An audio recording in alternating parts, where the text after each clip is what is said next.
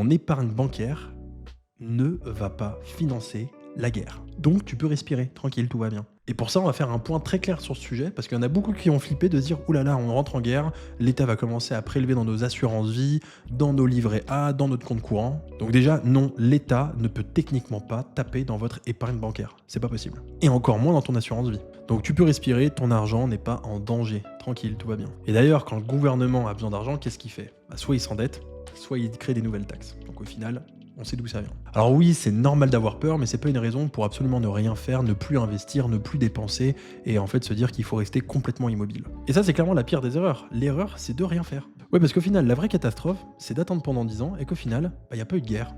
Il n'y a pas eu plus de tensions géopolitiques que ça.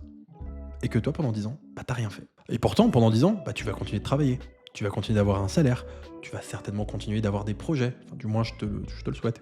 Tu vas certainement continuer de consommer. Mais alors pourquoi tu ne continuerais pas tes efforts pour continuer de développer ton patrimoine et t'offrir un peu une liberté dans le futur ? Alors pour ça, oui, il y a toujours l'immobilier, mais l'immobilier, il faut le faire en s'optimisant. Et pour ça, c'est toujours une valeur sûre, je le dis, mais quand c'est fait intelligemment. Et pas besoin d'être promoteur, hein. Tu fais de l'immobilier à crédit, c'est déjà un premier effet de levier. Et si tu utilises des bons dispositifs fiscaux, tu as un deuxième effet de levier qui est de réduire ta note fiscale, donc de payer quand même beaucoup moins d'impôts sur le revenu. Et ça, c'est du concret. Mais par contre, tu ne dois pas avoir que de la pierre. C'est assez dangereux d'ailleurs d'avoir que de la pierre. Donc oui, tu dois aussi avoir de l'épargne bancaire, c'est ta sécurité, c'est ta précaution. C'est pour ça qu'on dit souvent épargne de précaution. Mais surtout, tu dois avoir des investissements financiers en dehors de la banque.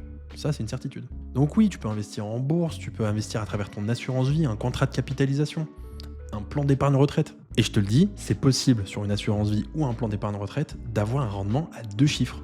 Oui, c'est possible. Et c'est un vrai potentiel de croissance d'ailleurs. Alors oui, aujourd'hui, le monde, il est instable, mais il l'a toujours été. Et au final, à tous ceux qui utilisent ChatGPT, allez-y, profitez-en, demandez-lui la liste de tous les événements dramatiques et marquants qu'on a vécu au cours des 20 dernières années.